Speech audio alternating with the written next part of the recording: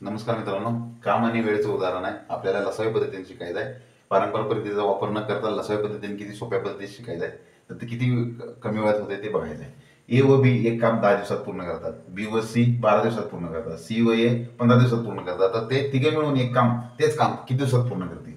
ए व बी म्हणजे ए प्लस बी किती दिवसात पूर्ण करते? 10 दिवसात पूर्ण करते. बी व सी किती दिवसात पूर्ण करते? 12 दिवसात पूर्ण करते. सी व ए किती दिवसात पूर्ण करते? 15 दिवसात पूर्ण करते. तर ह्या तिघांचा लसावी घ्यायचा. 10, 12 आणि 15चा लसावी मला माहिती आहे किती आहे? 60 आहे. 60 आहे, समजा 60 बिस्किट आहेत.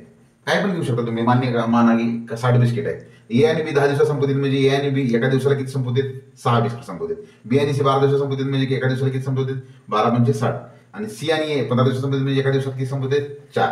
तर आपल्याला हे काय करायचं आहे, त्यांना विचारले काय, ए प्लस बी प्लस सी एक किती दिवसात संपवतील? 60 बिस्किट आहे, किती दिवसात संपवतील एवढं काढायचं आहे. मग आपण हे सगळ्यांची बेरीज करू. काय कशाची बेरीज करू? ह्या एकची, ह्या दोनची, ह्या तीनची बेरीज करू. काय होईल? A plus B plus B plus C plus A is equal to 6 5 11. 11 आणि 4 15. 15 येते.